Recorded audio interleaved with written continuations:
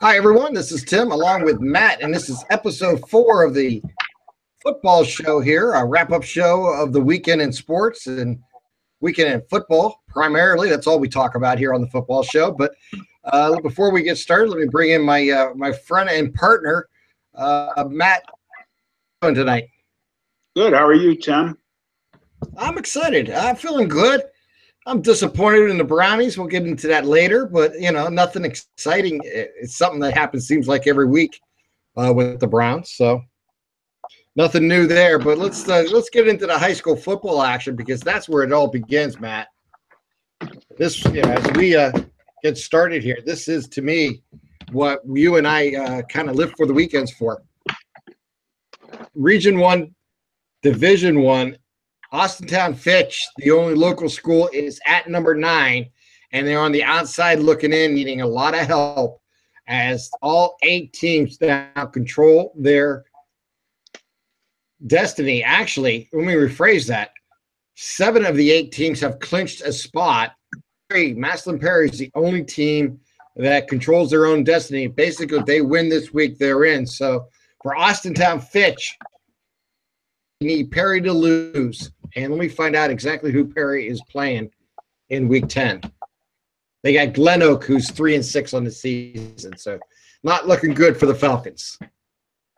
No, they had a really big win against Boardman this past week that you mentioned. And, I thought possibly that with the first and second level points that they'd be getting from that win, that it might be enough to push them into the the playoffs possibly. But Division 1 is a really difficult level to get in. If you have 1 or 2 losses and the teams that you're playing aren't having a good season or giving you enough points, then you're not going to make the show. And it looks like they're not going to be in it this year.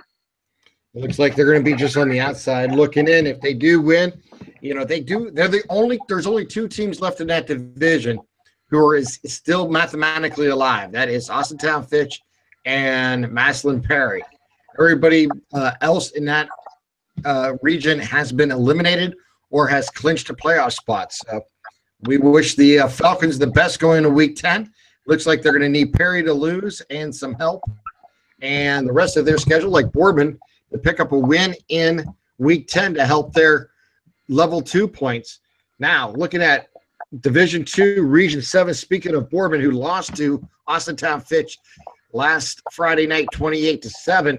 But guess what? They are still in the playoff hunt. They are at number 7 in the region with a 12.9192 average, and they are 5-4 in the season.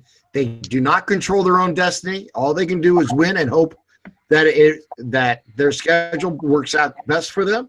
But right now, if the playoffs began in week 9, they would make it as the 7th seed facing Massillon, Washington in the first round. And, that's because of the big games that they've won. They definitely have been someone who has profited from second-level points from teams that they've beaten.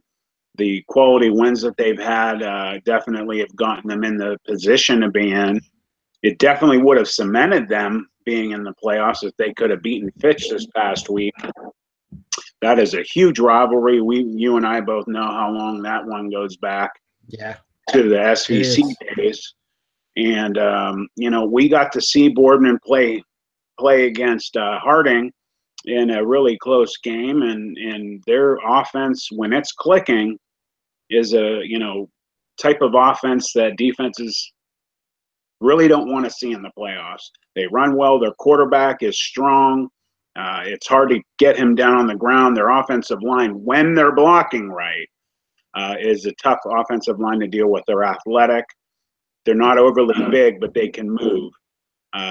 Their receiving core was decent in the last few games they played. And I don't think they really expected to lose that game against Fitch. But Fitch is a good program, so I'm not surprised they beat them. Not near am I. So as we move on into the action here in the Ohio High School Athletic Association Division 3, our local team is leading this region. It is Canfield. The Cardinals have average of 27.2111, and they have clinched a home game, and I believe they've basically clinched the #1 overall spot. Not quite yet, but another win, they'll definitely have it. Buckeye comes in at #2, Kinston 3 at 4. St. Vincent St. Mary's comes in at #5.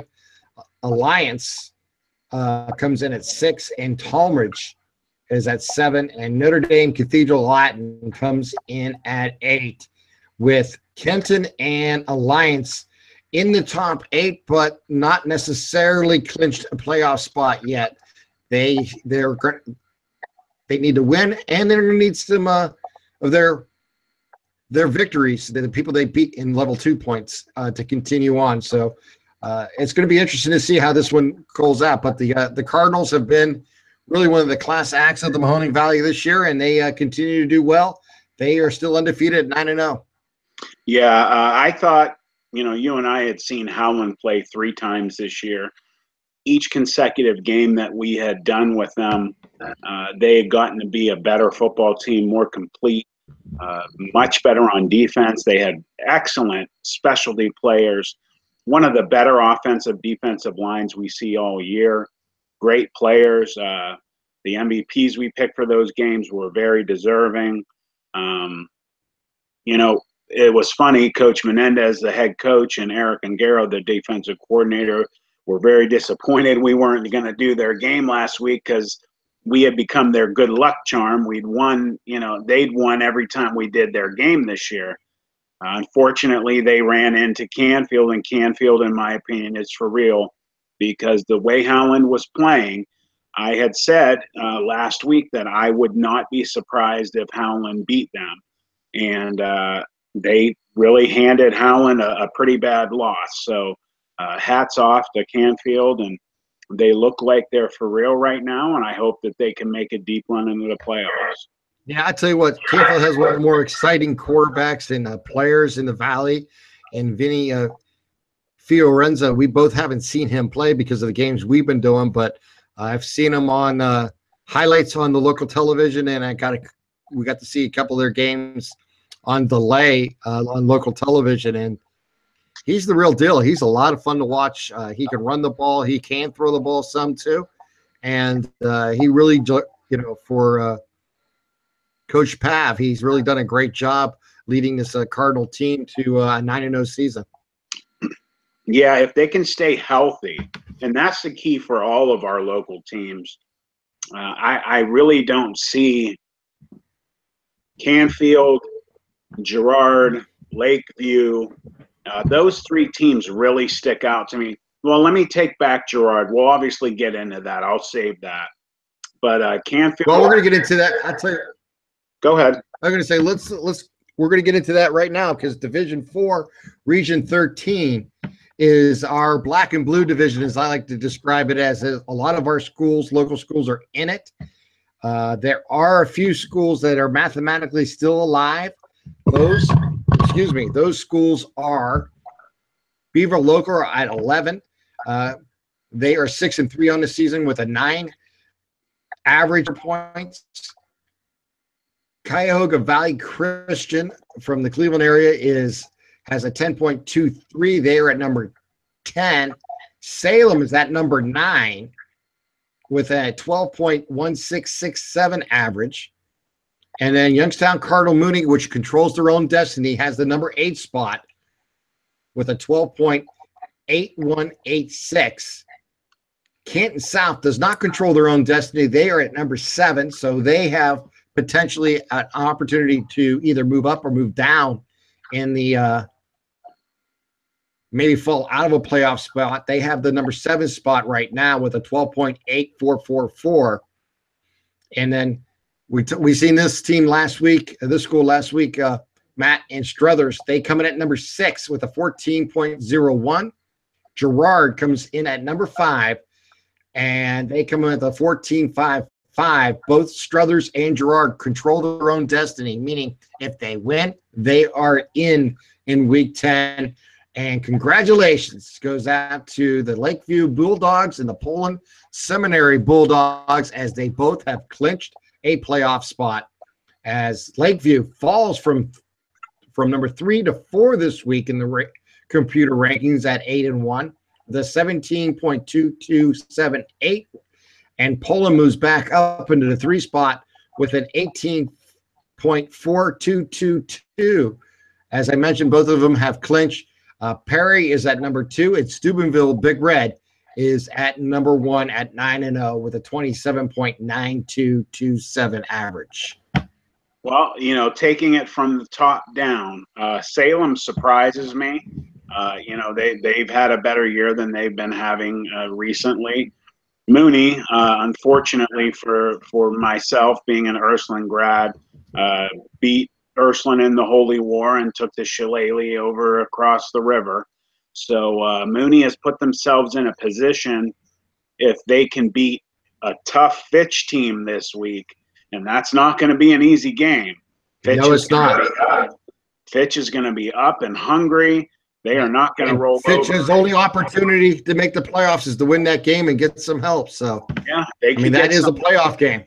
They could get some big points, first and second level from Fitch. So you know, sorry everybody out there, but go Falcons. You know, Mooney is Mooney, and I'm from Ursuline. So moving down. I'll say go Cards. Well, I understand. Who was number 7 again? Number 7 is Canton South, but number 6 is Struthers. Yeah, Struthers, you know, we saw them, like you said, against Hubbard. Man, they're a strong-looking team. They look like they're peaking well. If they can, you know, keep winning and win one more game, I would assume they're in. I think that they'll be in the playoffs. Next is Lakeview. Girard comes in at number 5. Yeah, both Girard and Struthers, if they win, they're in. Here is my take on Girard right now. They just came off a 55-21 win over LeBray, who we saw twice, and they had a decent team. They've really gone downhill since we saw them. Girard, I'm still iffy about them, Tim. You know, they have not had a very tough schedule. I have a big question mark about them. This week, our game of the week, Liberty visits Girard, and we get to do that game. I'm very excited about it because this will be our 3rd game covering Liberty, and Coach Chet will be excited to see us there again because he also feels we've become a good luck charm. They've won every time we've done their game. They have also, like Howland had with us, gotten very, you know, good at each game that we've seen. They've gotten better and better. They opened up very slow, but they have just been crushing teams. So we know the players on that squad are good. Girard's going to have their hands full. That's their rival. Girard and Liberty, backyard rivals. Liberty is going to be hungry to go in there and knock them off in the regular season. Girard, I know some of their coaches, Nick Cochran and JT Del Garbino, they're excited we're going to be doing their game this week, and they're fired up. And I want to see if they're for real. So, you know, let's roll with it. It's going to be a great game. And those who may be listening on right now, as we're live on Google Hangout, it is on Z104 here in the Valley, and pregame is at 6:30. Kickoff is at 7, and you can catch us on the internet at oldiesz104.com. As Matt mentioned, that is our game of the week. It is Girard versus Liberty. Girard 9-0, Liberty 7-2. Both of them needing a victory to secure their playoff spot. So it should be a lot of interesting play coming on Friday night. I can't wait for that. And speaking of what you mentioned, the Indians from Girard, this is who they beat this year. As you mentioned earlier, their schedule was not kind to them with a lot of wins. The teams that they faced have not been, matter of fact, not one of them has a winning record this year. Niles McKinley got their first victory this week. Congratulations. Hubbard's 4-5. Yes. John F. Kennedy's 3-6. Champion is winless through 9 games. Jefferson area has 1 win. Campbell Memorial has 2 wins. Brookfield has 4 wins. Newton Falls with 3 wins. LaPrade with 4 wins. And Liberty is the first team they're going to face this year that has a winning record, and it was Week 10 with a 7-2 record. So, what is going to be? Is it just a weak schedule this year and a very good team, or is this a product of a weaker schedule and a good team, but not maybe a great team? Yeah, we'll find out. I'm really looking forward to it. I'm excited. You know, our cohort and partner, Mark Means, on our sister station, 1240 AM, who's the program manager and put together the two schedules for our stations, you know, preseason thought he had the better schedule than us, and laughingly has told us both that you guys ended up having the killer schedule. You had the best games. We really have had 90% of our games have turned out to be good ones. So I think we can't complain. I think, though, there is the possibility that whoever wins this game, these two teams could still possibly end up in the playoffs and could end up playing each other in the playoffs for a second time. So that'd be interesting to see. It could be. Well, here's the thing. Check here, just since you brought up that possibility. I believe Liberty. Yeah, Liberty's in in a different region, so they would not face in the playoffs. Okay. Well, then that's my mistake. But yeah, that's all right. It's legitimate understanding because there's so many local teams in this region who play each other, but they are actually separated in divisions and regions, so they will not face each other in the playoffs. So this is, in a lot of sense, though, a playoff game for both teams because the winner will secure a playoff spot, while the loser may fall out. Like I said, it is a scenario here for Girard. They're 9-0 on the season, but they come in at number 5 in the rankings. They would go on the road for their first road game if it started today for the playoffs, and they would face They would place, the 4-5. They would actually get Lakeview, so that could be an interesting matchup and a possible first-round matchup. What I am to talk about, sorry, Tim, is actually Lakeview. They are one of my teams from the area that I think have an excellent shot of going really deep in the playoffs. You got to give the Pavlansky brothers, Coach Pav at Canfield and Coach Pav at Lakeview. They are having an amazing season. Lakeview, we saw them week 1 against Howland, and Howland took it to them. Looked strong. Lakeview came on at the end, but they have not looked back. They did have a weak game last week. They played 0-7 champion. They beat them 38-0. And I just want to mention real quick, I really enjoyed interviewing both coaches before that game. I really liked Champion's coach. I just found out on WFMJ's Twitter page that he had resigned last week and was not even at the game on the sidelines with them against Lakeview. I have an issue with that. Yeah, it's disappointing. You make a commitment to those young men, regardless if it's hard for you and you are not going to come back coaching. You at least give those kids what you set out to do when you finish your season. I was very disappointed to hear that he did not show up at that game for them. That's terrible that happened. Yeah, I wish I knew more of the circumstances there. I agree with you. It's, it's just like you mentioned, it's a 10-week season. Make your commitment. You started working with these kids in January on weightlifting and conditioning, and then you did it all summer long and then into the fall as the season begins. You hate to see a coach bow out. I don't know all the circumstances behind it. Hopefully, it's not any personal problems more than just having the tough season. They had only won 4 games I agree. last year and 0 this year, so maybe the weight of that. Exactly. I mean, we just don't know. I mean, I wish I had better answers for you on that. make go assumptions. too hard on make an assumption that this is purely about not winning a game this year.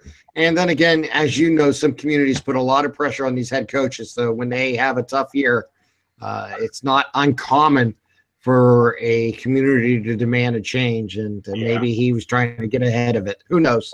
I don't know the whole story there, but Lakeview, as you mentioned, is taking on Struthers in week 10. And basically you're looking at a really interesting matchup because Struthers control their own destiny. They need the win to get in. Lakeview does not.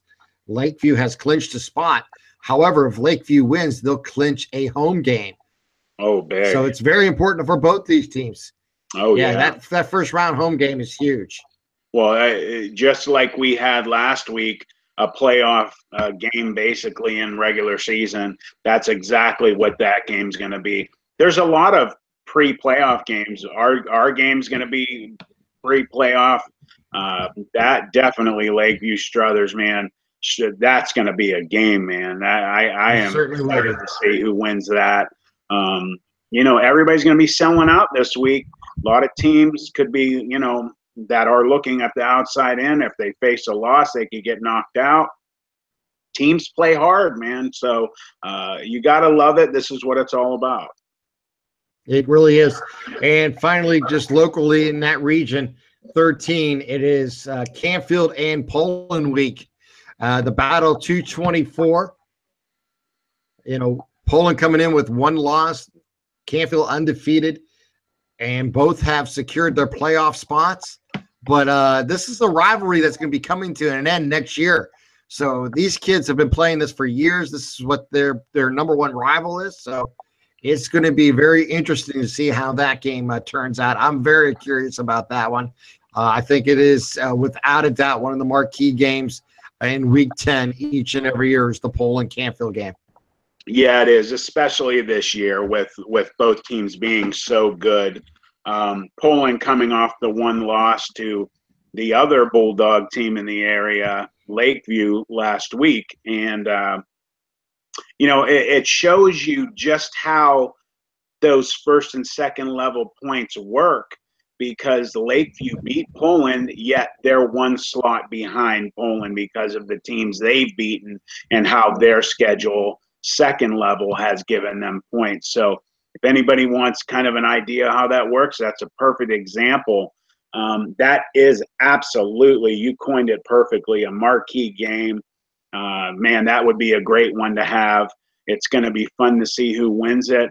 I question if this really will be the last time they play. I think, some of these schools that have these rivalries that have been going on for so long, even though when some of them are moving to different conferences and such, that they'll try and make room in one of that 10 game seasons to play that rival if they can.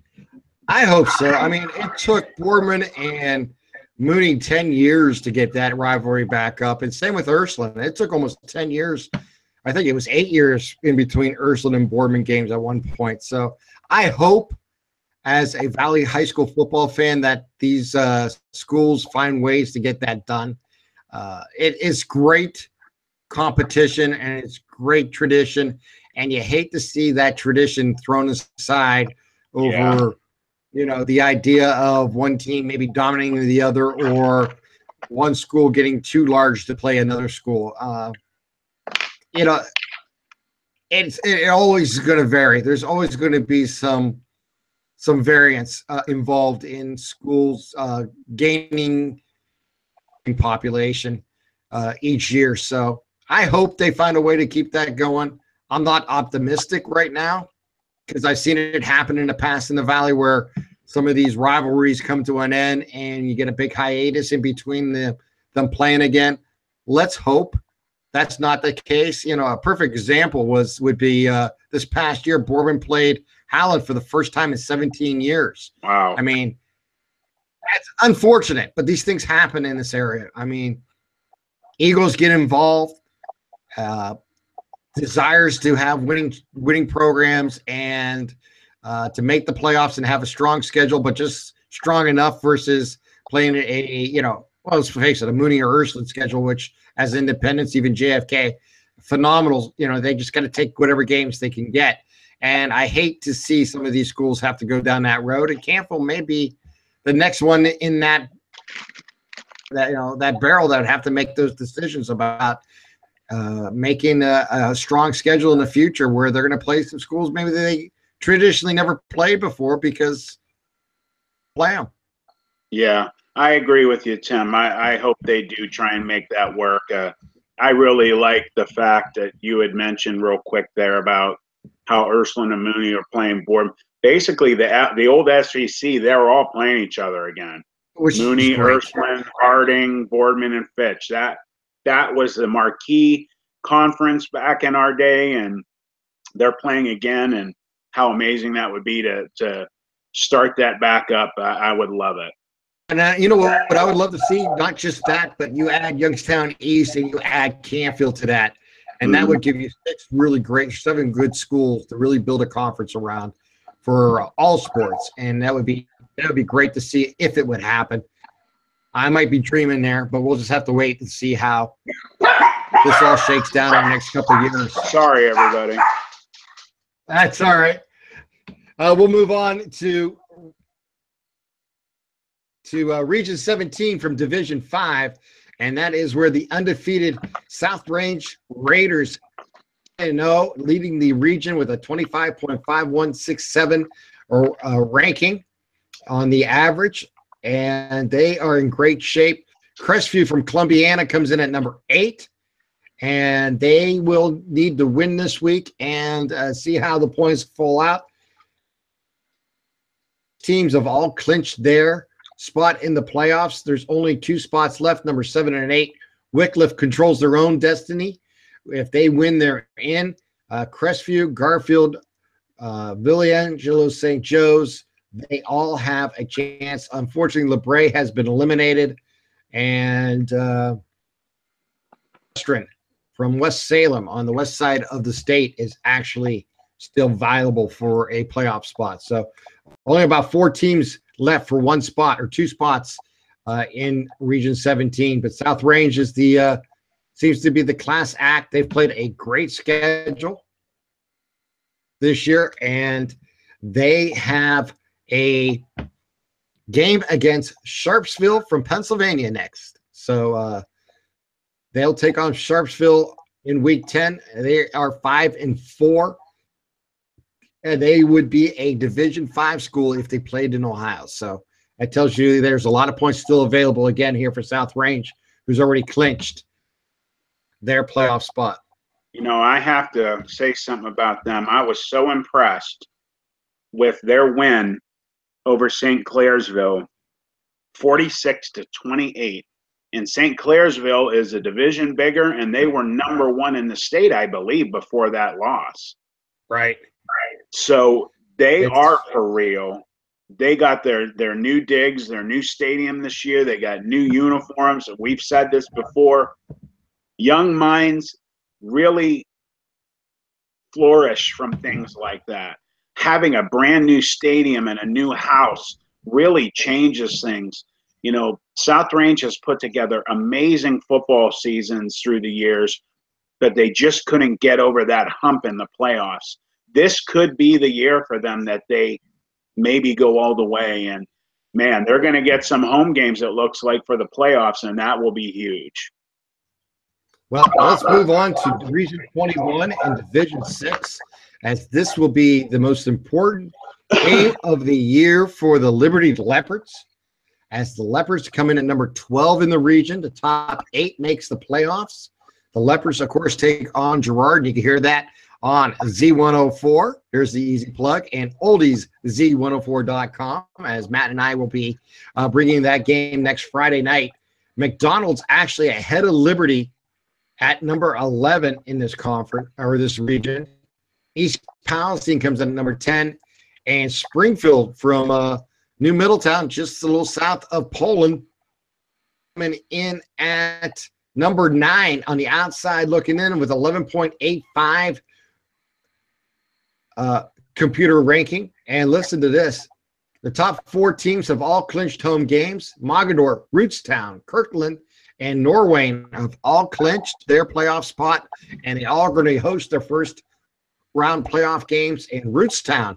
We mentioned them last time. They're from Trumbull County, and what a season they've had. They're undefeated at 9-0 with a 19.1787 average, and Mogador leads the region with a 22.04 average. So pretty impressive. But when you look down to it, Western Reserve, the team we've seen with the big win this past week, an amazing game. We're going to talk about that here in a second.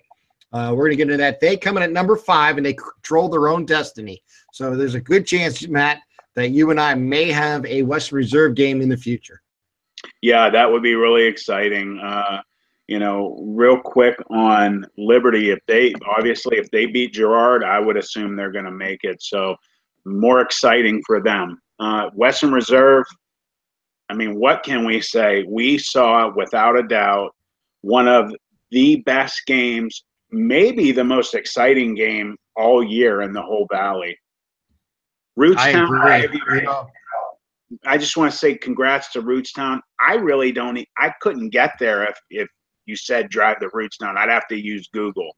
Not many people know that they're from this area, but they are, so congrats. But moving back to that game, Tim, oh my God, you and I and Anthony went absolutely berserk along with the stadium. The sway of emotions at the end of that game was incredible. McDonald coming back at the end, looking like they put it away with 20 seconds on the clock. And then they kick off to Western Reserve, and I'll let you finish off with that.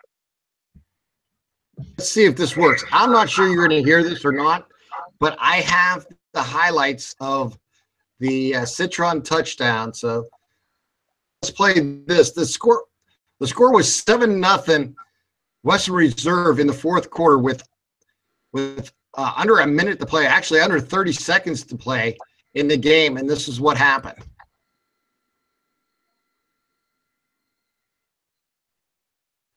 Goal, ball at the 3-yard line. Scala underneath center. Sully in the back. Goal, ball at the 3-yard line. Scala underneath center. Sully in the backfield. Citron comes in motion. Citron gets it. He's at the 2. At the 1. Touchdown! Citron gets into the end zone. That 162-pound junior. And they're only down by 1 with 24.3 seconds here to play. Did that play for you, Matt? Yes, it did. It sounded good.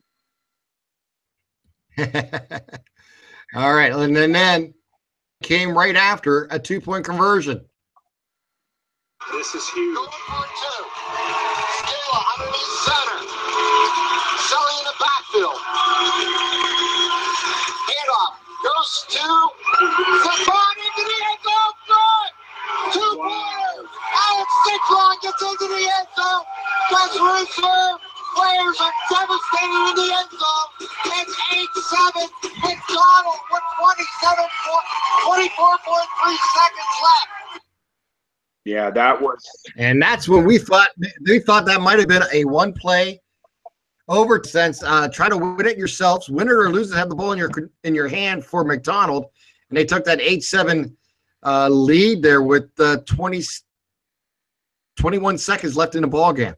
Yeah, he had some guts, and he had faith in his football players, and they came through. That was a really awesome series. They put it in when they needed it to, but it just wasn't meant to be.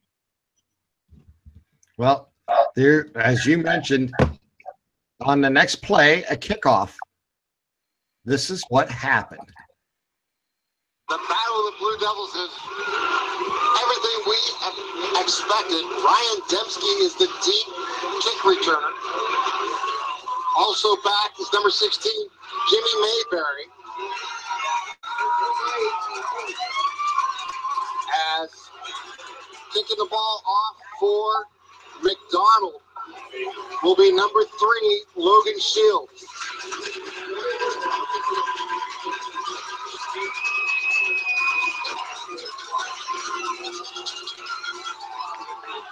Shields will kick it left to right on your radio dial. Here comes the play. It's a line drive down the middle. there by Henning. Heading to the 30. That's for little Oh my God! He's gonna Oh break my it. God! He's at the 35. He's at the 30. Oh my! He's at the 10. Oh my God! Touchdown! Touchdown! Touchdown! Henning! Oh my goodness! I'm sorry, Tim. That was one of the most incredible plays I have ever seen.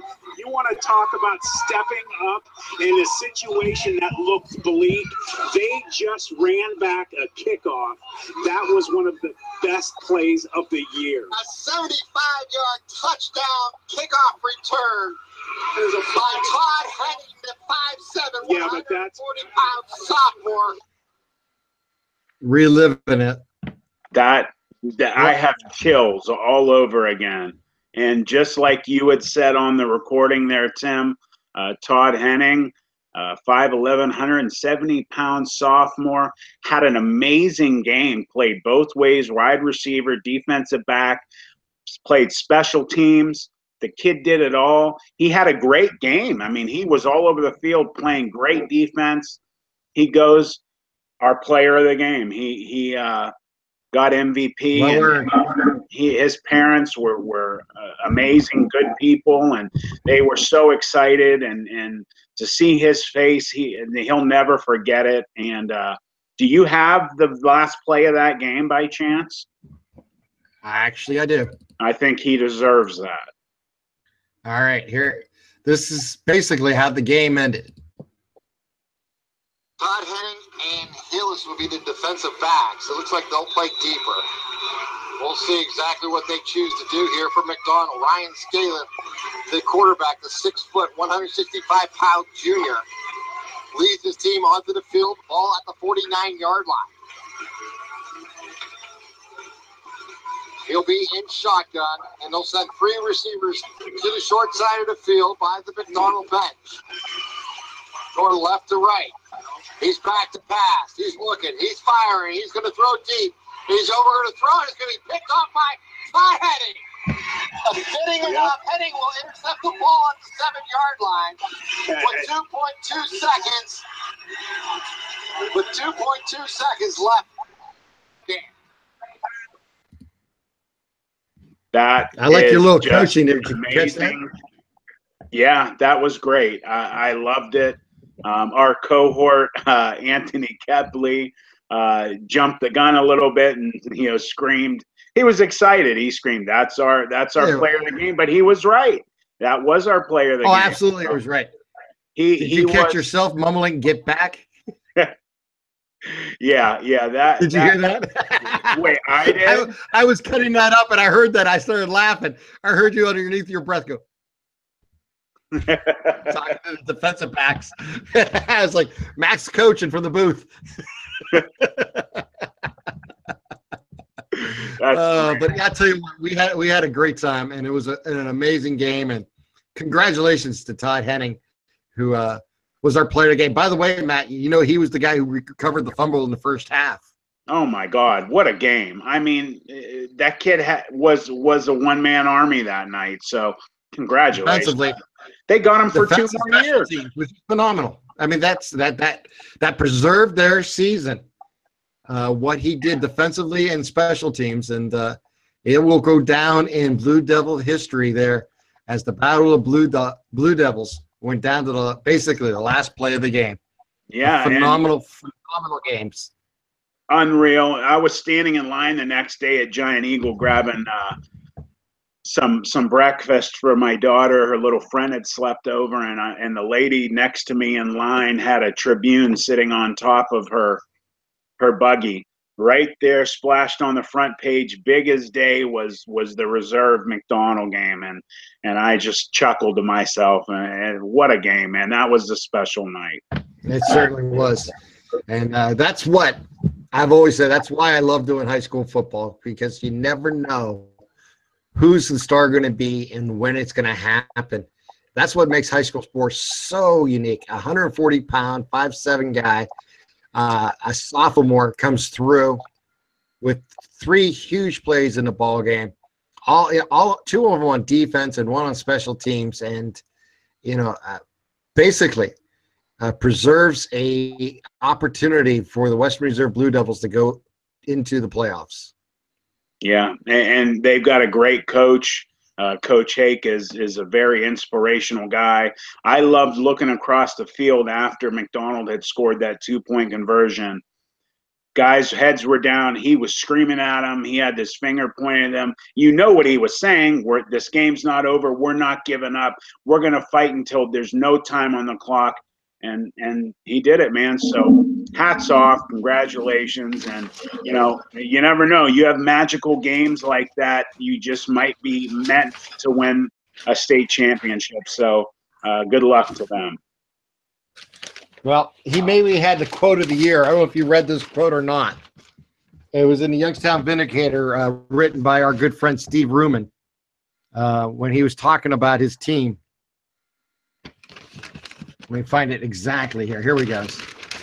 Heroes are born every day, Hake said afterwards. Only in America where you can come out and see stuff like this. Not only do you do it, you're not going to do this in North Korea. They're not going to do it in Syria. They're going to do it here in Berlin Center. We stand for the flag always. We salute our country, and we always America first. Yeah. That is the quote after the game by the head coach. And you know what's ironic is before the game, when I interviewed both coaches, one of my questions to Coach Hake was about his love of God and country and the respect for our country and the flag.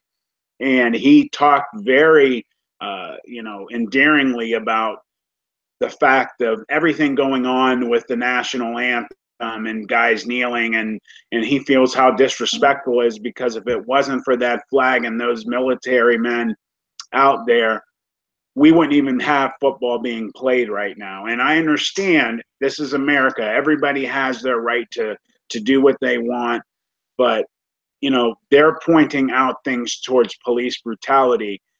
That's not what the flag and the military stand for, is that kind of stuff. So it needs to be separated, and I agree with him. I think it needs to be respected, and I love the way that he takes things about.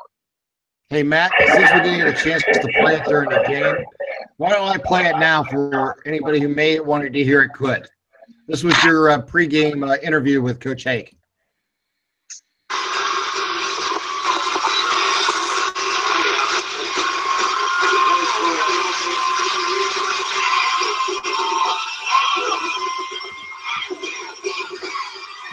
That's the wrong one. I apologize. That's okay. Let's see if I can find it here. Thought I had.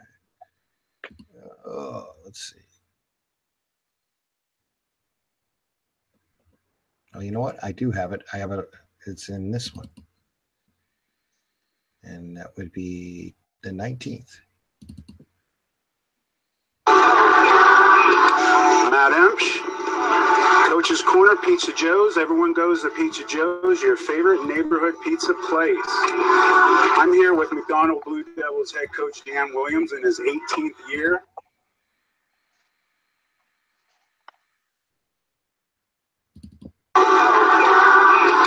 Matt Emsch, Coach's Corner, Pizza Joe's. Everyone goes to Pizza Joe's, your favorite neighborhood pizza place. I'm here with McDonald Blue Devils head coach. All right, let's listen to this one first. Year.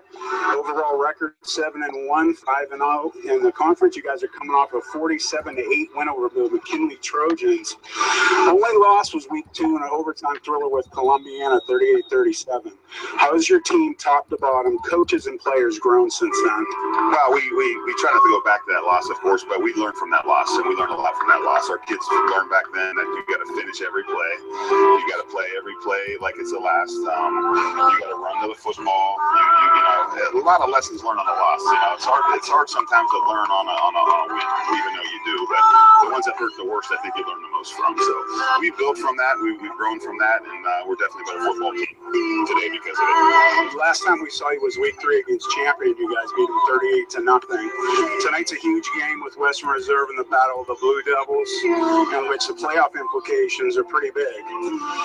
Have you went about practice for this week a little differently than you would any normal game, or are you stressing on how important this week is for that purpose? Yeah, we definitely treat this week like a playoff week. You know, we know the implications. We know if we lose, we probably going to be out. You know, but most importantly, also we have a league title we're playing for. You know, if we win tonight, we can win a league title outright with the win next week against Louisville. So that's on our mind as well. So like I talked all week long to our kids, we have a 2-week playoff here. You know, this week and next, and then if we do take care of our business in those 2 weeks, we'll definitely be ready for week 11. Are there any players that we should be seeing tonight that might not be on the field for any specific reasons, like injury? No, not at all. We're healthy, and that's always a good sign come week 9. Okay, I know the answer, but can you at least tell our listeners, you know, handling the kids, not looking ahead to the postseason, but considering again how important it is to win tonight? Can you add anything else to what you just said a little bit ago? Yeah, I mean, I think there's no way you look ahead, you know, when you're playing a team like Western Reserve. You know, they've had the better of us the last 6 years. I think they've won 5 out of the last 6, so our kids are aware of that. Our kids know the importance of tonight. Yet they're never going to look past this team. This team's an exceptional coach team. They got great players over there. They got great tradition, and we're going to come out fired up and ready to play. How do you plan on attacking the offensive reserve? Then do me a favor, switch sides, and let me know how you guys plan on attacking the D. Yeah, well, you know, they've got some weapons offensively. They jump in and out of the spread. I think they want to establish the run, and we're going to try to get our people up to the line of scrimmage. We got to tackle well. We got to gang tackle, and we got to not let them bust off any big plays through the run. And their passing game is a very good, passing game, and throwing for well over 1,000 yards. They got some tall receivers, so they're going to be a challenge for us. But we're going to come out and just play hard. We're going to come out and rally to the football, and hopefully we can limit them to any big plays. Now on our side of the football, we do what we do best, and that's run the football. You know, we're going to try to establish a run game. We're going to try to keep the ball out of their offensive hands by some long sustained drives. And the key thing there is going to be for us to punch it in at the end. We have to take those long drives and get points out of them. Well, Coach, thank you for being with us tonight. Good luck. This is Matt Emps. We'll be back in 30 seconds. Coach's Corner, Pizza Joe's. Everyone goes to Pizza Joe's, your favorite neighborhood pizza place. I'm here with Western Reserve Blue Devils head coach Andy Hake in his 9th year. 6-2 overall, 4-1 in the conference. Coming off a big win, 42-0 over Waterloo. Coach, it's no secret that tonight's Battle of the Blue Devils is not just a great matchup of 2 proud programs used to a postseason, but a win-or-loss could knock each other out of the playoffs. How have you tried to quell the pressure of that fact tonight? Our kids have been in these games the last 8 years, 9 years, and this is we're excited about this. We like this. We love playing McDonald. McDonald's one that brings out the best in you. McDonald's a great program with great tradition, and they bring out the best in you. So this game always comes down to a touchdown. You're at the right place tonight, man. Believe me when I tell you that. And we have a lot of respect for them. And we know that they're going to play tough, so we're going to have to match intensity and get up after them. I like how you're very proud of your football program and your country, considering all the hoopla, so to speak, surrounding the national anthem.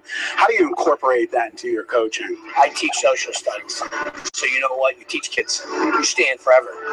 You stand forever because it's one thing that unites us. It's one thing that we can at least put our things aside for a second and honor people that sacrifice their lives in order to give us the right to do those things. That's the one thing that binds us together, and it's unbelievable how some people are acting. And hey, we come out with flags. You'll see today, every kid comes out with the flag for us. Hey, we're with the country. That's it. That's the end of it. There's no wavering on that one. But that's okay. Hey, we're here for a football game, man. You know what I mean? That's what we're going to focus on. And my guys are ready to play some ball tonight. You have a great running game. Ohio State recruit running back Joe Capabianca is obviously one of your leaders. You have 20 returning lettermen and 12 seniors. What a blessing. Yeah, Who has really stepped up as a true leader thus far this season? our quarterback has done a tremendous job growing, and our team's kind of grown with him on offense, and our defense runs through the ball. I love our seniors. I love our team. I love our program. So it's a program. I think all of our quarterbacks played exceptional this year. Our wide receivers played some exceptional. Our lines come on.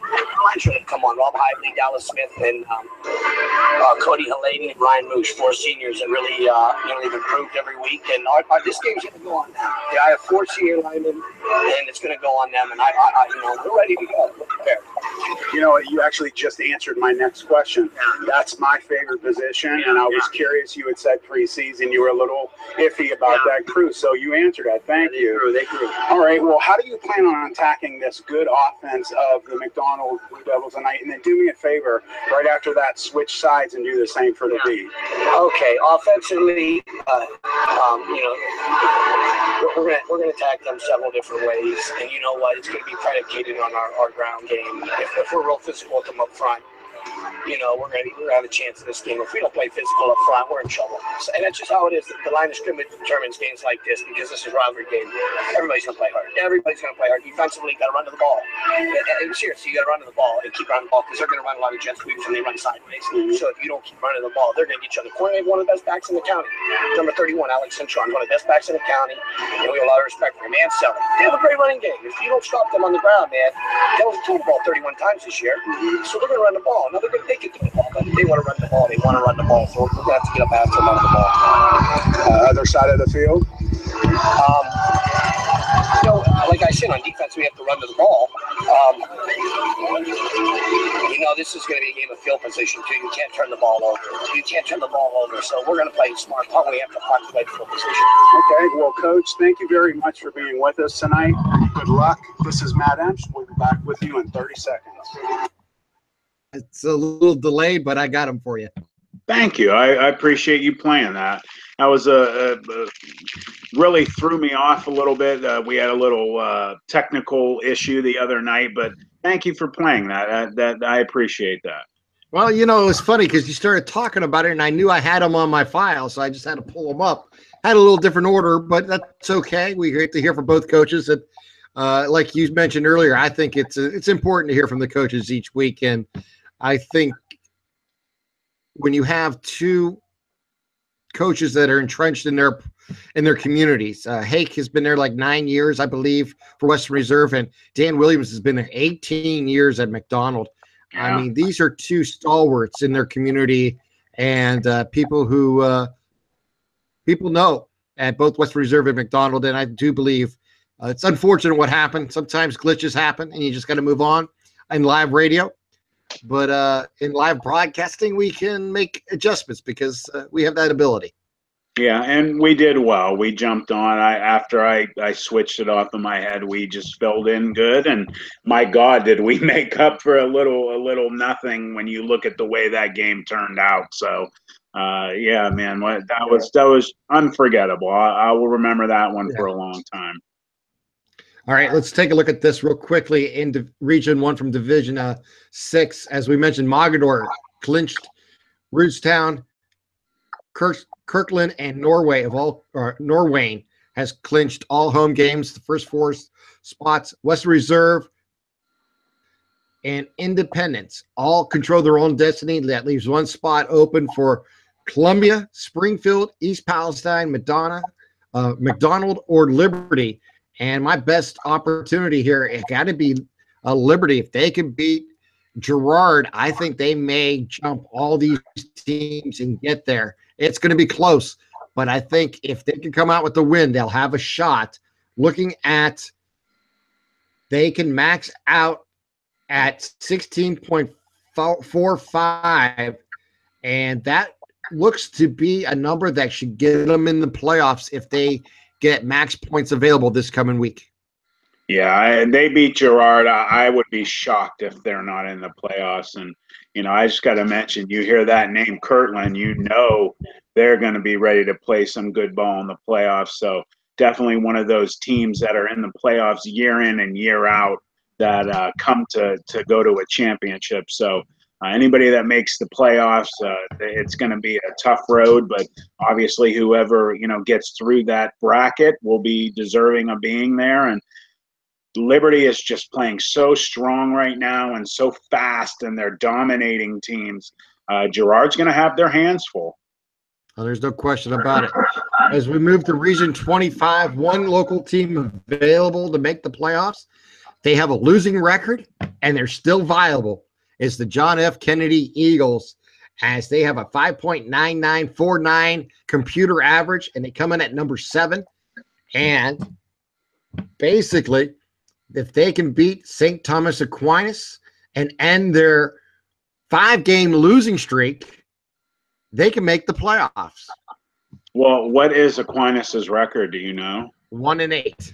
Ooh, well, I mean, you can't guarantee a win. Anybody can win any week, but I'm going to give JFK the edge. I'm going to say Coach Bayek has his boys ready. And you know what? That'll be a testament to the season that they, have played in terms of schedule.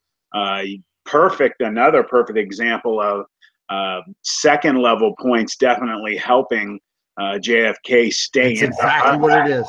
Yeah, so if they make it, they definitely are making it by the skin of their teeth. But once they get in the playoffs, if they do, I wouldn't be surprised to see them make another run. Well, there's 4 teams available to make you run for the playoffs still, mathematically. Lowville, who is 4-5, is at 13, is still mathematically alive. Newberry at 4-5 is at number 11. Matthews is at 5-4 at number 10.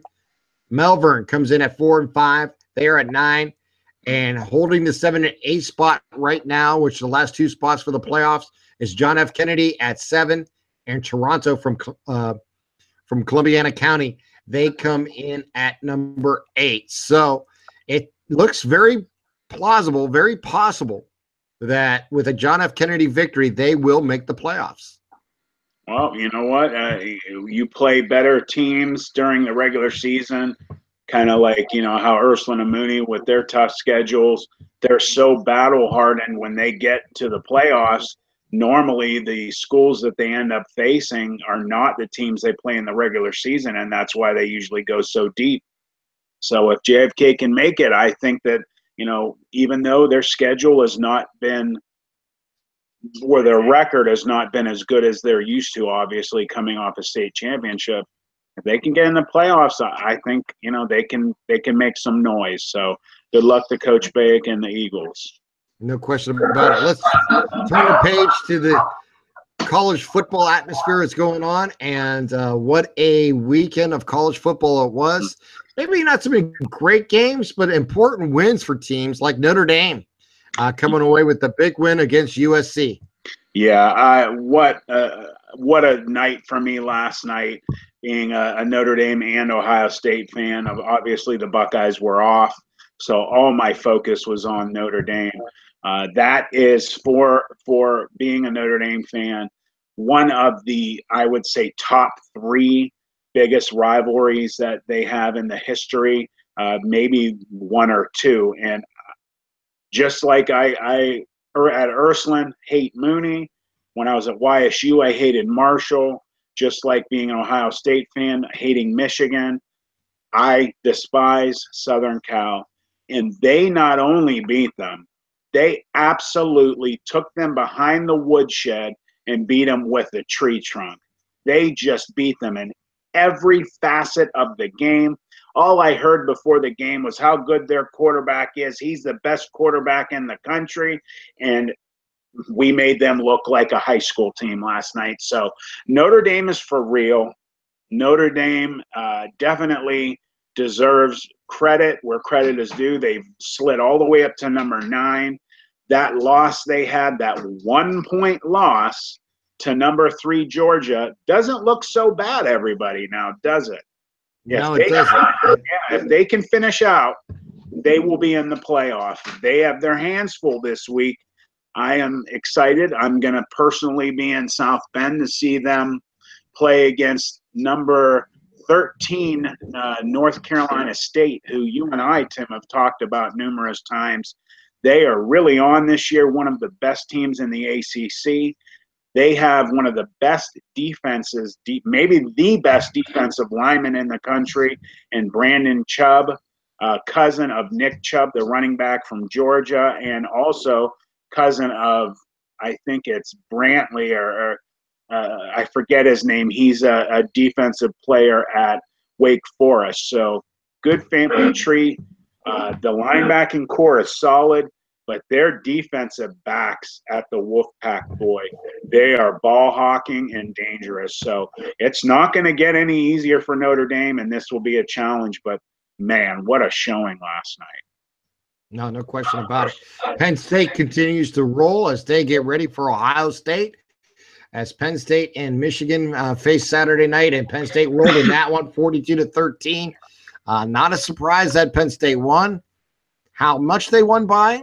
Pretty much a thorough thrashing of the Wolverines, and I did not expect that big of a win. I thought they may win by 10 or 15, but I didn't expect a 20-point win. I knew they were going to win that game, but I agree. I did not see the score that ended up happening. A 29-point win. You look last night at Notre Dame and Penn State, and they just were on. Penn State's for real, in my opinion.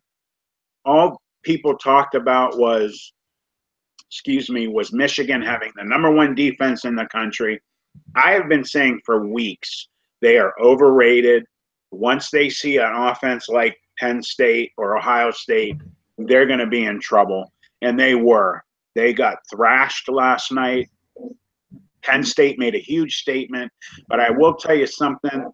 Their head coach made a big mistake last night. He was being interviewed after the game, and he told the reporter, he mentioned Ohio State this week going to Columbus, and he looked at her, and you could have taken it two ways, but his tone gave you the sense of what he was going. He said, "Oh, we have a big game this week? I didn't notice." It wasn't being sarcastic funny. It was being disrespectful, saying, "We're not worried about the Buckeyes." Normally, it's players that put their feet in their mouth and give corkboard material to the team they're going to play. Ohio State already has a chip on their shoulder from losing last year to Penn State. Now, with that coach's comment, it's bigger than ever. So I'm really surprised he said what he said, but they're going to have their hands full with the Buckeyes. Oh, no question. I agree with you there. And then you look at some of the other scores that happened this past week or this past Saturday. A game that was featured on a lot of television sets everywhere was the Oklahoma State-Texas game. And you know what? Texas had their opportunities. It went to overtime. A bad pass ended that ball game. They tied it up late. Texas had their opportunities to win that game and just really couldn't finish the game. Yeah, you know what? I had talked preseason with Mark Means on Tuesdays when I was with him that one of the teams I said to watch out for this year would be Oklahoma State. They are a team, as you like to say, Tim, that has their destiny in their own hands. If they can finish out and win all the rest of their games, win the Big 12, beating Oklahoma, their rival, they will definitely have a chance to end up in the playoff. They're looking good. Tom Herman's doing a great job, the ex-offensive coordinator from our national championship season in 2015 at Ohio State. He's doing a great job. He's changing everything in Texas. They are on their way back. So anybody that's a Texas hater, the Longhorns are definitely going to be in the mix of things soon. I was shocked, as everybody was, at the errant pass that their young quarterback, and he's just like a freshman or sophomore that he threw. He just made a bad decision. He should have threw it away.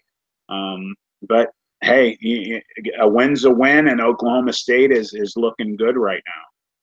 They certainly are.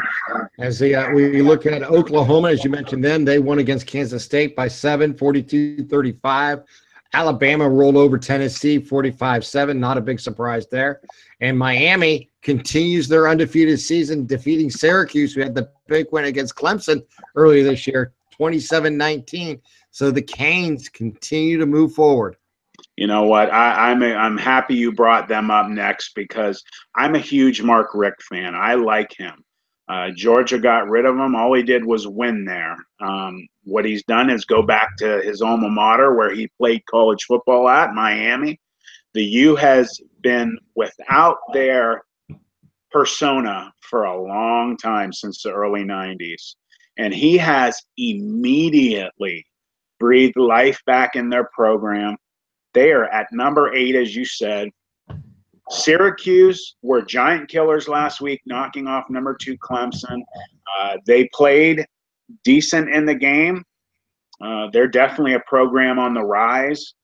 But Miami, the U looks like they're back, and I'm excited because Notre Dame and Miami used to be one of the biggest rivalries there was, Catholics versus the convicts, and I would love to see that rivalry reunited with both teams being good again. So wouldn't it be nice to see us a semifinal game at a bowl game this year? Would be Notre Dame versus Miami. That would be awesome. For the right to play for the national title. Yeah, it would be. You'd see guys like Russell Maryland and Rahib Ishmael on the sidelines, and you think of those guys, man, that'd be great to see.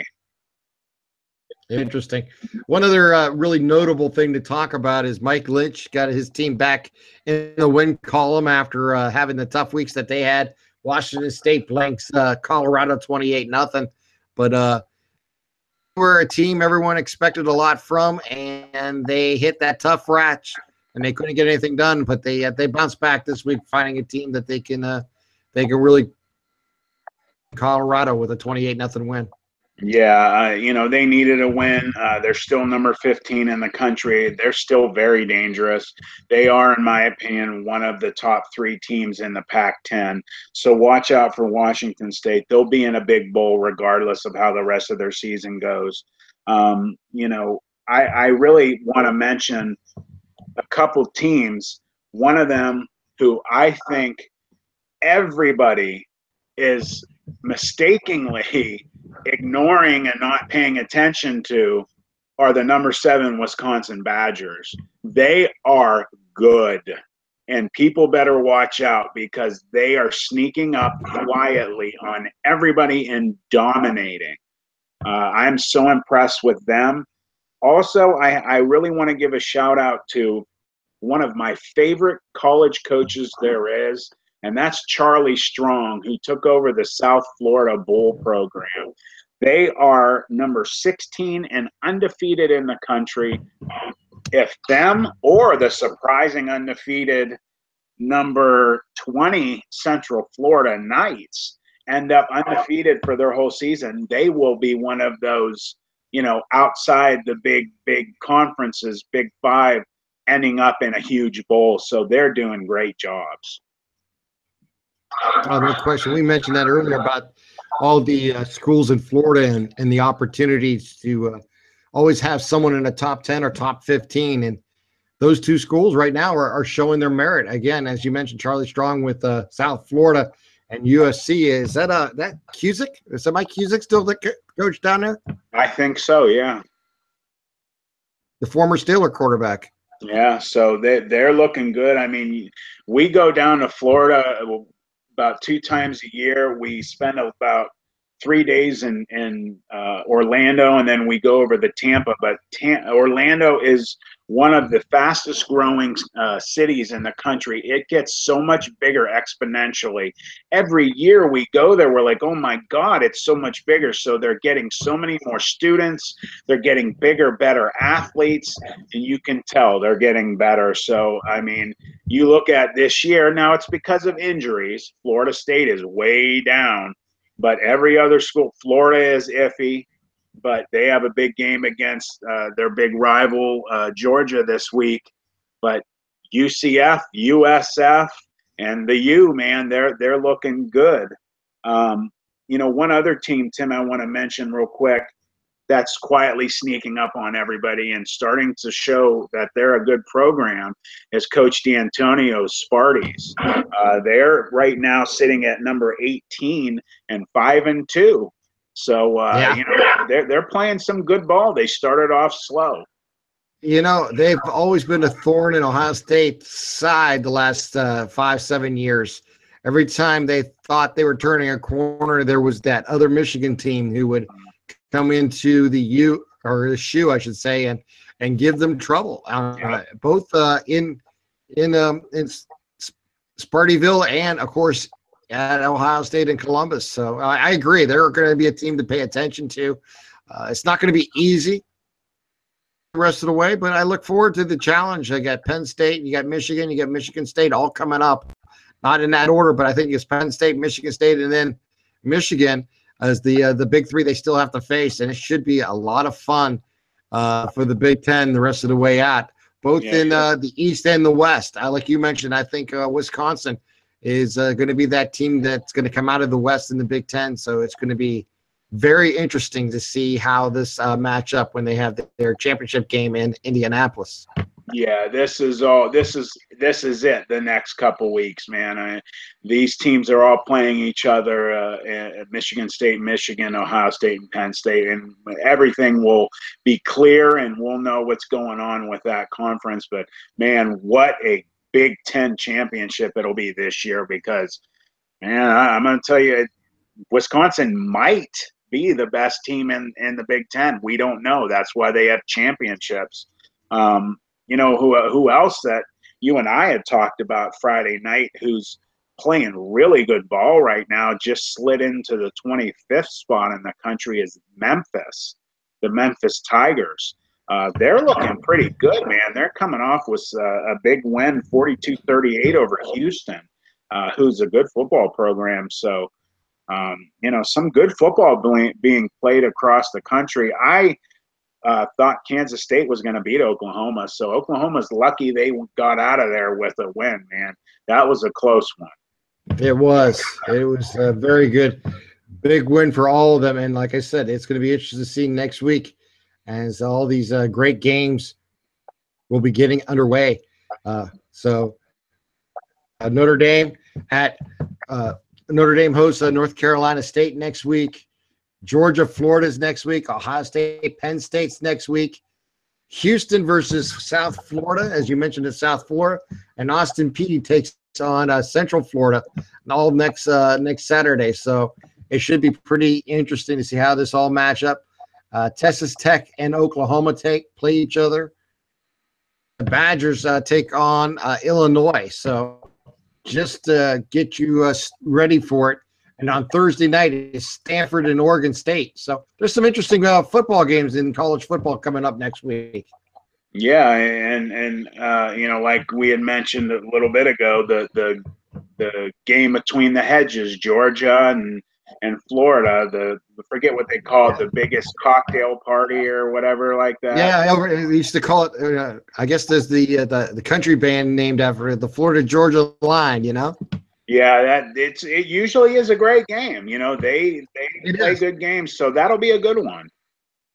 No, there's no question about it. I think that's played at the Gator Bowl every year as a neutral site. At least it was for many years. I think so. Yeah. So, anyways, let's move on quickly to the NFL. I know we're running a little long here tonight, but I wanted to get my 2 cents in on the Cleveland Browns losing 12-9 in a field goal game. And it's the same story over and over again. The Browns have no quarterback. You're not going to win in the NFL without a quarterback. And until this organization recognizes the fact that this year they're headed to no wins until they bring in somebody and at least run a NFL offense, it is what it is. And I'm sad because they had about 2 or 3 games this year that are winnable games.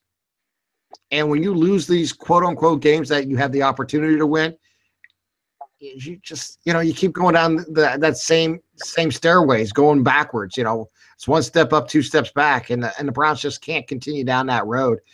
Look, it means nothing to me because I didn't really believe he should have been starting to begin with. However, you have no wins on this team. Not one quarterback's ever won in the NFL. And you know what? It's going to stay that way. If they don't go out and find themselves a veteran quarterback the rest of the year, shame on them. Because this is now up to the organization to do the right thing for themselves and for their program. For their fans. Because you're not going to win with Kessler. You're not going to win Kaiser. You're not going to win Hogan.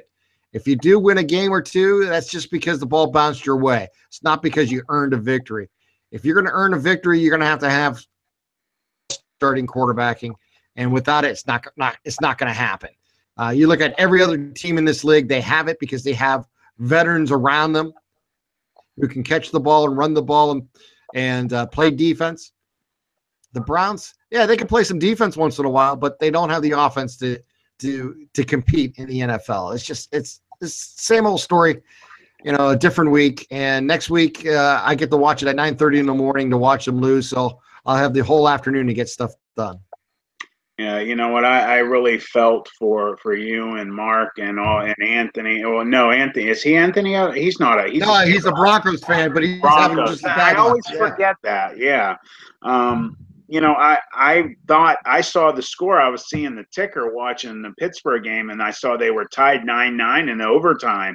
I was like, oh my God, they're going to get their first winning, and that against the Titans. They're a good football team, and I saw that they lost, and I just felt terrible. And I had seen also a first happen for the NFL. Joe Thomas, Mr. Everything offensive lineman, missed his first game of his career. So he missed the first step, and I feel bad, and it was bound to happen sooner or later, but it seems like, it's pouring since it started raining there, and everything's going wrong. And Tim, we said this, we talked about it last week, and I said it on my show, you just like you said, he needs an NFL quarterback to lean on, to help him learn, to understand what's going on. And they need an NFL quarterback who has won a football game to be able to come in and relieve him and be able to give guys a sense of, okay, guys, I know what's going on. This is what we need to do. They need to stop. I don't want to deliberate on it too much, but I've said it in the past, and I'll say it again. I know the political atmosphere in the NFL, and I recognize that chances of him actually playing this year are probably slim to none. But when you're 0-7 and in the situation you are, and there's a quarterback out there who has over 50 starts in the NFL, who took a team to a Super Bowl, when you're in the situation you're in, not to bring him in the rest of the year and help you win some ball games. Look, even if it's just for the rest of this season and then you go in a different direction next year, you're doing the right thing. Because just like any other sport, when you're deficient in pitching in baseball, you go out and make trades to find pitching. You go out in the free market in the offseason to get pitching. That's what you do. You have to survive. You have to have someone who can do those things. And in basketball, when you don't have a point guard, you go out and make a trade to get a point guard. Or you find someone in the D League and you put them in there and you have some experience. Or you find someone from Europe that has experience and you bring them in. That's what you do in sports. It's time for the Cleveland Browns to accept this scenario and do the right thing and bring in a quarterback the rest of the year. Give Jackson a chance to coach with a legitimate NFL quarterback and see if Jackson is part of the problem or not. Because you can't judge Hugh Jackson under the conditions that he's been given. Sincerely, I may disagree with some of his play calling, but he doesn't have the talent around him to do some of the things he wants to do at the quarterback position. Long term, 4 or 5 years from now, you want to make it, or 2-3 years from now, you want to make a decision on him, and in 2020 or 2018, 19, I have no problem. But right now, how can you honestly make a decision on your head coach when the talent that is around him and you're asking him to win games in the NFL? You just can't do it. I don't want to continue to talk about the Browns. They just upset me because it's ridiculous the situation they're in, and it's homegrown, the problem they have. They're paying Brock Osweiler $18 million not to play for them, and they don't have a quarterback. So they have their own problems beyond just who takes the snaps. Let's talk about your Pittsburgh Steelers, who had a great game today, beating the Cincinnati Bengals and really putting themselves in position to take control of the AFC North. I have been waiting for our defense to be the steel curtain again, and today they looked like it. Cincinnati could not stop their defense. I don't even know how many sacks we had today, but I know a couple drives, there was 3 and out. We literally had 3 sacks in a row, and they punted. Our defense looked great. TJ Watt, Gay, Shazier, they just all looked great today. I was so excited. Flipping the side. Special teams looked really good. Got to have those 3 phases. Going to offense, Ben looked decent today. The receiving core did okay. I'm going to tell you what, Cincinnati, I knew they had a good defense coming in today, and they showed it. They might have maybe the best defensive backfield in the whole NFL. They were all over our receivers for Pittsburgh today. Other than a couple catches, a touchdown, they had Brown out of the game. They had him blanketed. I forget his name, number 22, the defensive back for the corner for the Bengals, was amazing tonight. So was, I think, number 17, the other one. But 22 was a beast. Their defense is for real, but our offensive line looked phenomenal. Every one of them, not just Villanueva, Pouncey, all of them. And one of our starting tackles is actually hurt. So when he comes back, that looks even better. Le'Veon Bell is such an amazing, dangerous weapon. He can catch. He can run. He waits for that hole to open. I've never seen a back do what he does. It's really special. You have a dangerous running back like him, like Roger Craig was at catching the ball, Emmitt Smith. It's just it's priceless. And I'm going to quote Tony Romo, what he was saying during the game. I would not, if I was an NFL team, if Pittsburgh's healthy, they are one of, if not the most balanced football team right now in the NFL. And if they're healthy, that's the last team you want to see in January. So I hope they stay healthy. I hope they keep improving week by week like they've done the last 2 weeks. And it was a good day for them. So I feel bad right now, actually, for Arizona. Carson Palmer went down. He broke his arm today, so he's out for the season. So they lost their starting running back, and they lost their quarterback. Now, all day is there. Adrian Peterson is there, but he's having a decent year. But, man, the Rams, look at them. They're 5-2 right now, 33-0. Saints are 4-2. They beat the Pack, who obviously they lost Aaron Rodgers to a broken collarbone. They're done. Right now, I think, let's see, the Falcons are losing to the Patriots 10-0. Everybody knows that game, man. When we talked about it Friday night, the Thursday night Chiefs-Raiders game, the 31-30 Raiders win was an amazing game, that big rivalry. I'll let you talk about some other games that happened today, Tim. Well, the Dolphins coming up with the 31-28 win over the Jets. That was a big win for the Dolphins. They continue to play better football.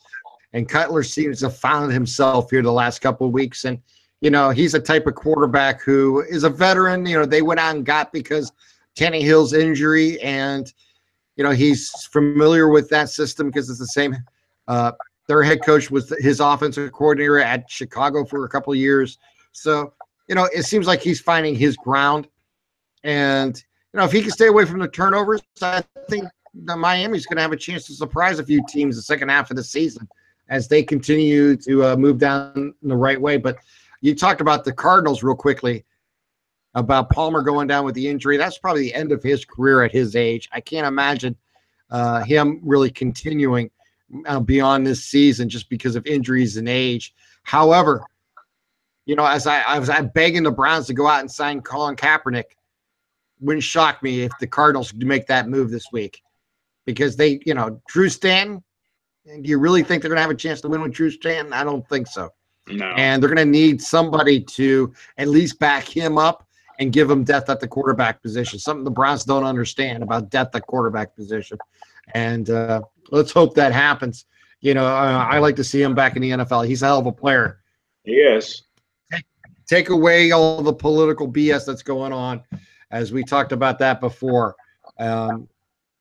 Just as a football player, I'll take Colin Kaepernick against a lot of different quarterbacks in the NFL today, and that's just because of his talent level.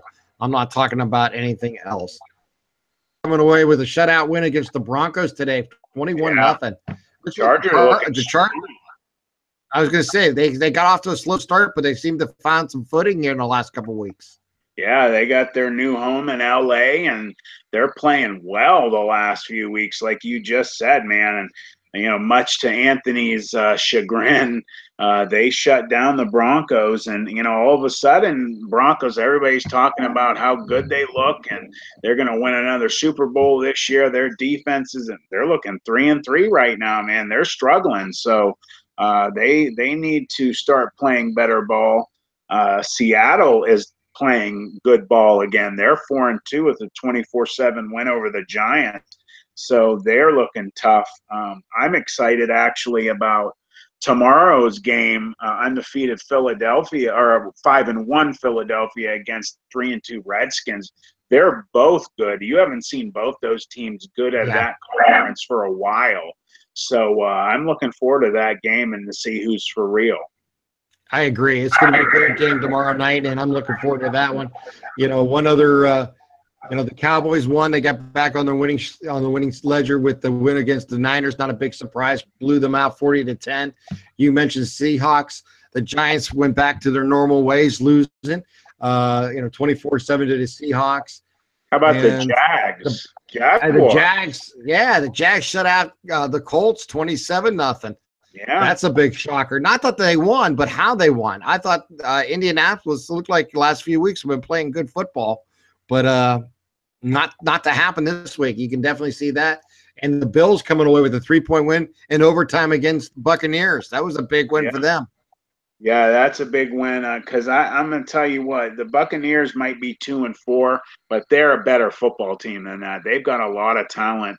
Jameis Winston in the next year or two, you're going to see him start to really blossom. They've got great receivers on that team. They're just like almost there. They're one of those teams. Can't seem to climb that hill completely. Yeah. There's a team that's one step up, two steps back, and they have too much talent for that. I agree with you. They should be better.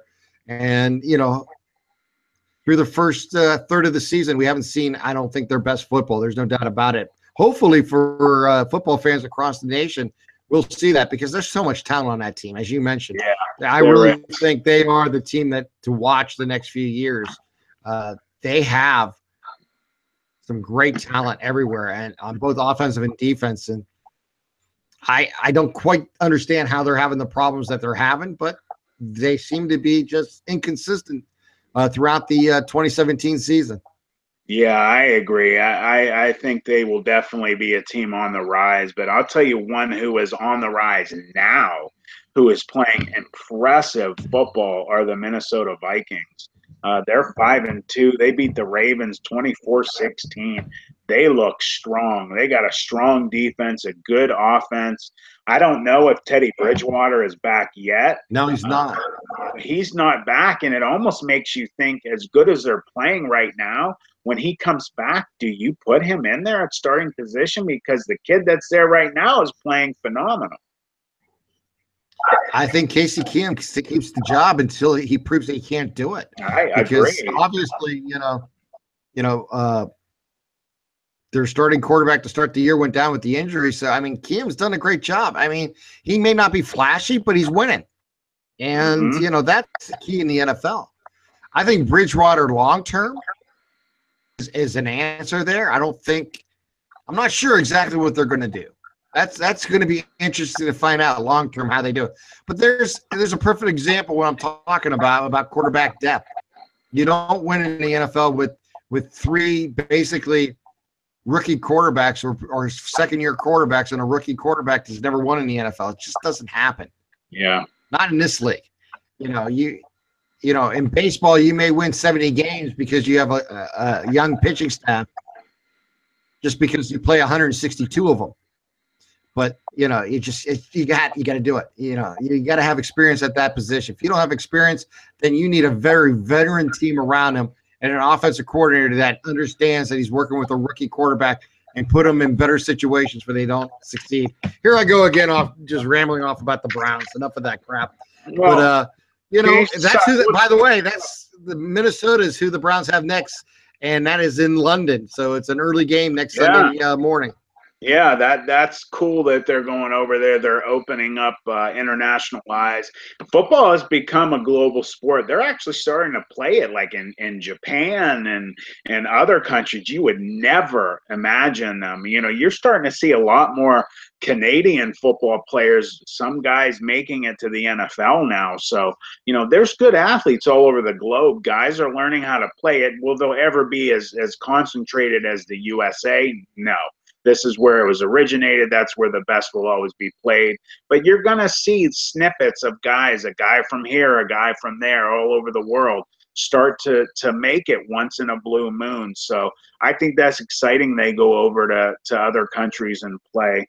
But one more game I don't think we mentioned. You might have. If you did, I apologize. The Bears beat the Panthers 17-3 today.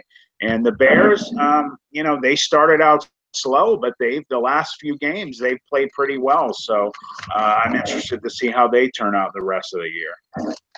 Example of using a rookie quarterback correctly. They didn't start the season with him. You know, they did have a veteran, you know, start the season, and he did get off a bad start. And they did make the switch to Trubinsky. Him to do too much. They're actually going to manage the ball game and use their running backs. They got Howard. They have a good, you know, receiving core, and their defense has been playing well. And that, you know, that's a huge win against the Panthers. I tell you what, that's a team that's underperforming. Talk about inconsistency. You just don't know which one you're going to get each week. Yeah. Oh man, with the athletes they have, I mean, you think about how good they were just recently in the last couple of years, and all of a sudden they just are playing so bad. It makes you wonder what's going on there, and it shows you, you know, I mean, parity happens in the NFL. Got teams one year that are smoking, next year they're struggling. So, yeah, I don't know what's going on in Carolina, but it's still Jack Del Rio, right? Yeah. Yeah, he needs to get things under control there soon, because you know, it's definitely out of control. There's no question about it. Maybe the most disappointing team in the NFL in a lot of ways the last two seasons, after being 16-1 and getting to the Super Bowl just 2 years ago. And it's amazing. You know, they were a team that everyone thought may challenge the Dolphins 2 years ago for the best record ever. And then they only lose one game in the regular season to get to the Super Bowl, lose that game. And since that loss, have not been the same football team. There's no question about it. Talk about a team that did not take advantage of their opportunity. It was the Panthers, and they right now just can't seem to put a real streak together of 2, 3, 4 games in a row of playing good football. And they may have talented quarterback in the game, you know, what he can do, you know, and Cam, he can run the ball, he can throw the ball. He's a good leader on that team. It's unfortunate they just can't seem to cash in on a weekly basis. On a consistent basis the last couple seasons. Yeah, I agree. And I liken it to kind of what's happening right now with the Falcons. I mean, you look at what happened in that Super Bowl. I mean, I still, honest to God, I have never in my life have ever really, I mean, there was one other time that I actually thought there was a fix. And that was in '95 when Neil O'Donnell threw that last interception to I forget the deep, maybe Woodson or whoever for Dallas.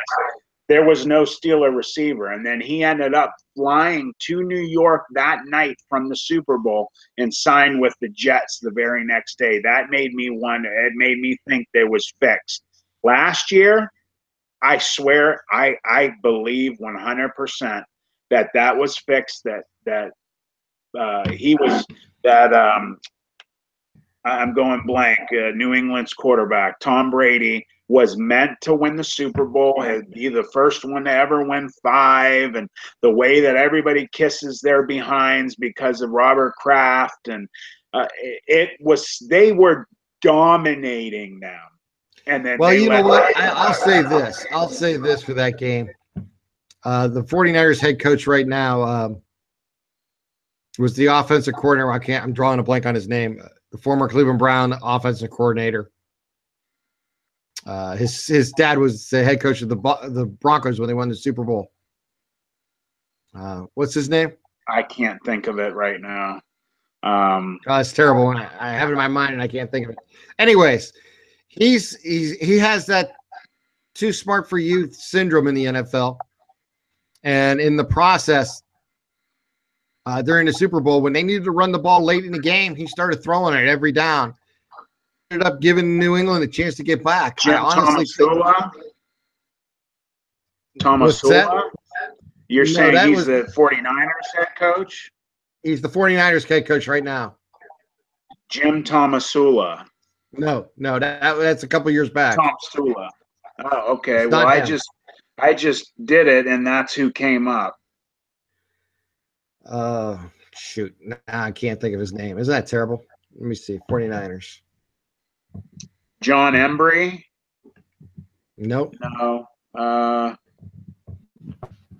Coaching staff. This is bothering me. It's not coming up here. I want to know. I'm sure people are yelling at us right now, saying, "Why don't you know this?" Who it is. I don't know why it's not. That shows you the respect that they have for the 49ers. Kyle Shanahan. That's who it is. Yeah. Yeah. Kyle Shanahan. My mind. Sometimes I have these thoughts. I see the guy's face. I can't remember his name, but Kyle Shanahan was is the head coach now for the 49ers. He was the offensive coordinator last year for the Atlanta Hawks, and I mean the Atlanta Falcons. Excuse me, Hawks is basketball. The Falcons, and he admitted after the game that he made mistakes of play calling late in the game when they needed to just take time off the clock. He kept throwing the ball, and they were calling it incomplete. He was extending the game, and that really cost them the Super Bowl. I ain't gonna, there's no way to hide it. That cost them the Super Bowl. There are times, and you know this better than anyone because you played for him, who was probably one of the best time management clock coaches there ever was, in Jim Tressel. He understood when, you have a lead and you're late in the ball game, the clock becomes the 12th player on the team, and you just want that clock to continue to run as much as possible. That's why he never ran up scores that much. If it happened, it happened, but it was never a planned thing to do. He just wanted to win the ball game. And if he had to lead late in the ball game and he could run the ball, damn well that Jim Tressel was going to run the ball. Yeah, milk it, baby. I always say it when we're doing games. Milk that clock. Stay in bounds. You have the lead man. That comes right from what I was taught in football. Just there's no reason to keep going, man. Get those minutes off the clock as fast as possible. And they had them. They had the Super Bowl. I thought they were going to blow them out of the water, and they blew it. They really did. They really did blow it. I agree with you. They should have won it, and I give New England all the credit in the world. You give them an inch, they're going to take a mile, and that's what good football teams do, and that's what they did. Next week, Matt, week 10 of the high school football season will be here. As I said in week 1, as we now witness as we get to week 10, it's the fastest 10 weeks of the year. They just fly by. Game with Liberty and Girard, a playoff-bound Girard team taking on a very determined Liberty team to make the playoffs. So it should be a great game come Friday night. You can hear it on Z104 here in the Valley and across the world at oldies, z104.com. And Matt and I will have that call. Unfortunately, Anthony will not be able to join us on week 10.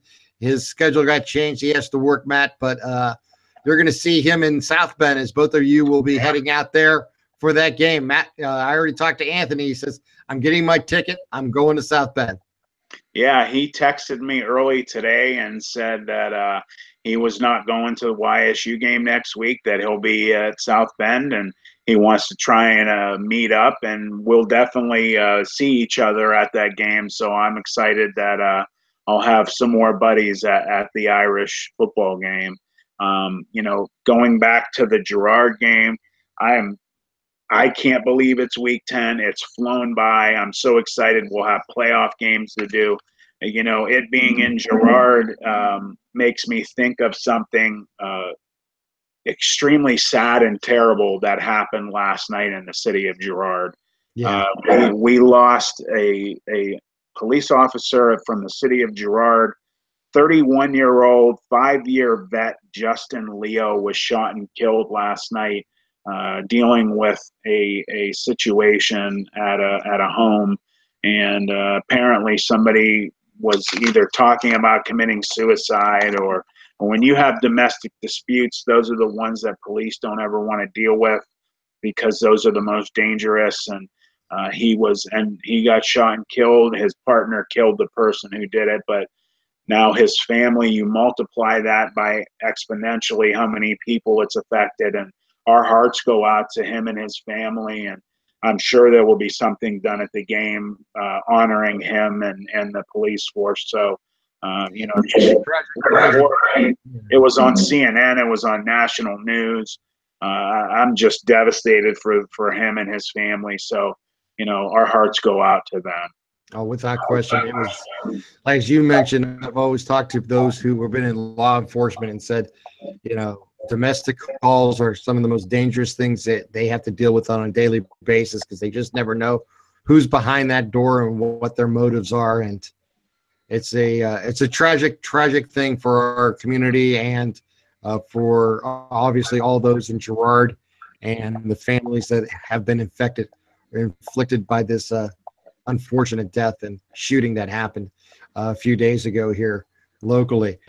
Matt, one last thing to talk about, and then just give you a chance to tell everybody to listen to Just Football with Matt Emsch this Tuesday night on WBBW 1240 here in the Valley, and on the 1240 Sports Radio app from 6 to 7. It is your show, Just Football with Matt Emsch. Yeah, thank you. I appreciate that shot. I look forward every week to the 6 o'clock hour where I am in charge, and it's my show, and we focus on, just like the name says, nothing but football. And we basically follow almost the same exact thing that we do here. We go high school, college, and pros.